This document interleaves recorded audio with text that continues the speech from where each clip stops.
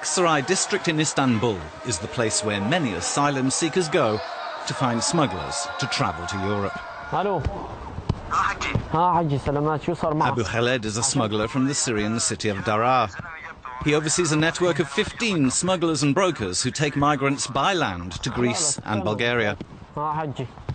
Abu Khaled, who asked for his identity to be concealed, is meeting one of his brokers who brought him a migrant that wants to travel to Greece.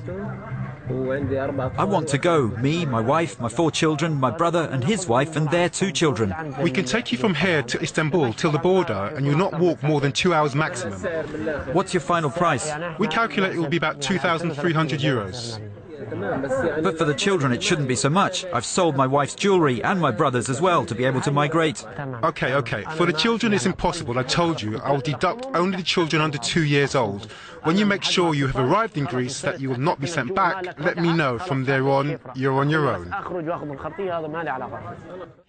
Abu Khaled refused to elaborate on his ring of smugglers for security reasons. No one can detail his work. Smugglers can't give information about my work. It's rubbish. Then I'll be arrested. You can't film. It's not fair. You're doing something illegal. If people see that, they'll say he only wants his own demise, even if only his voice is recognizable. Because here, the police will arrest you for even tiny things. Plus, people wonder how much money he makes from smuggling.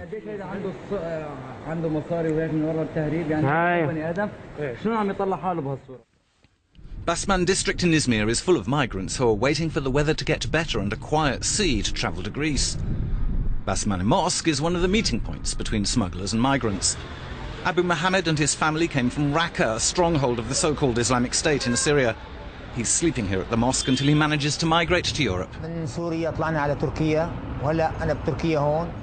I have 2 disabled children, twins. And I would love to migrate with them for treatment.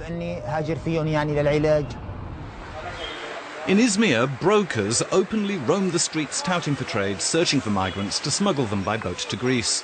Abdu, a Syrian from Damascus, is one of those brokers, and he approached Abu Mohammed to help him migrate. For each person, I will take $550 US. But others take less than 550. We wish you could help and give us a discount. I swear, others take $700. The money doesn't go to us, it's for the boss. Do you understand? We pay for other things, hotel, costs of the rubber boat. Everything is well organized. If the weather is good, we will smuggle you. If not, we won't risk it. We put 35 people in the rubber boat. About the money, where do you want to keep it? We can deposit it in an office? It could be an office or with any of your relatives.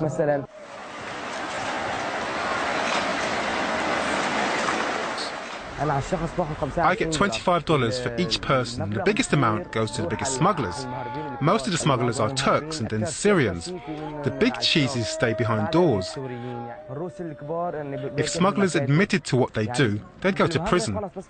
There are a lot of controls and we face a lot of difficulties in smuggling.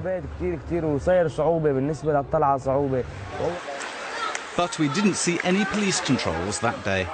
Rather, we followed Abu Mohammed and the broker to a Turkish shop where migrants can deposit their travel money until they reach their destination. The owner, a Turk, explained to us how the system works. What's your name? Mohammed Noureddin. Okay, we agree one code, for example, Mohammed Noureddin. A numeric code also? A code or your name, it's not a problem. Then the broker comes here to give me the code or your name and I give him the money. Look, for example, this man paid $6,300. Name Abdul Karim Hussein, his mobile and a code.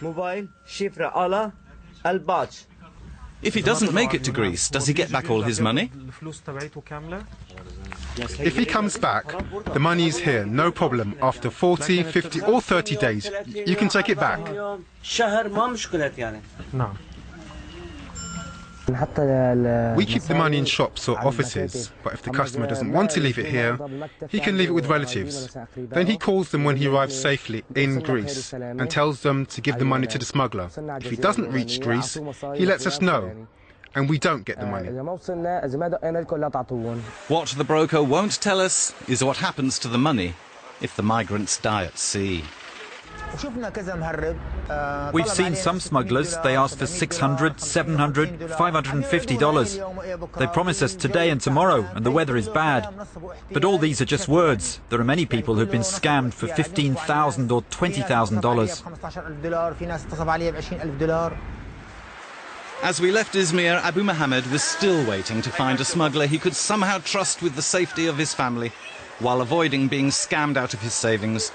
Between the danger of risking one's life at sea and losing one's life savings, thousands of migrants continue to fall prey to unscrupulous smugglers.